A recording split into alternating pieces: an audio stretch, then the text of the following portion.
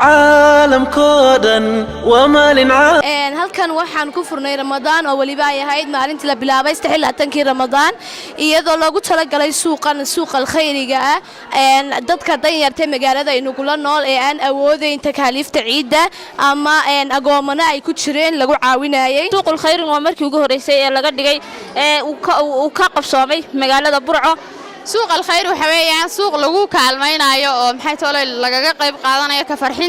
farxadda horta waxa weeyaan inay jiraan caruur ay taama oo ciida la farxaya caruurtii kale عملك صوبا مسجدك عامرة عزية شرفية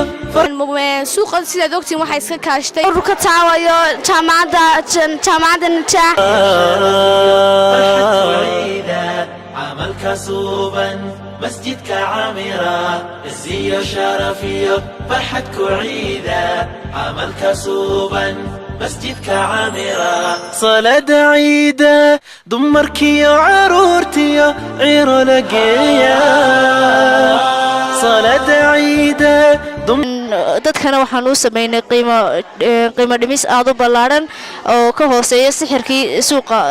suuqa laga siin jiray sixirka hooseeya ayaanu ka siinaa dadka tusaale ahaan oo kale anagu waxaan ka mid ahay guddida maaliyadda waxaan u shaqaynaynaa shaygii laga siinaya suuqa $10 waxaan siinaynaa 5 kii laga siinay $20 $30 20 ayaan siinaynaa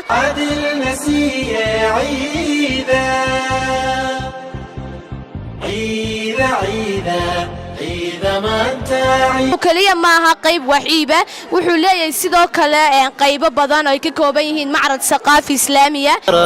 ciid wanaagsan ciida ciid mubaarak ciid wanaagsan ciida ciid mubaarak ciid wanaagsan ciid halkan waa suuq tajmiilkii qaybtiis qurxinta dumarka ciid mubaarak ciid wanaagsan ciida markaas suuqan waxa weeyaan fikrad cusub oo aan u soo bandhigayno dadka reer Soomaaliland oo dhan si ay u sii hirgeliyaan oo laga yaabo sanadada soo socda inuu ka dhaco meelo badan oo dalka kamid ah sidaan rajeynayno oo fikradu ay tahay fikrad aad u fiican oo dadku ay aad uga faa'iideysanayaan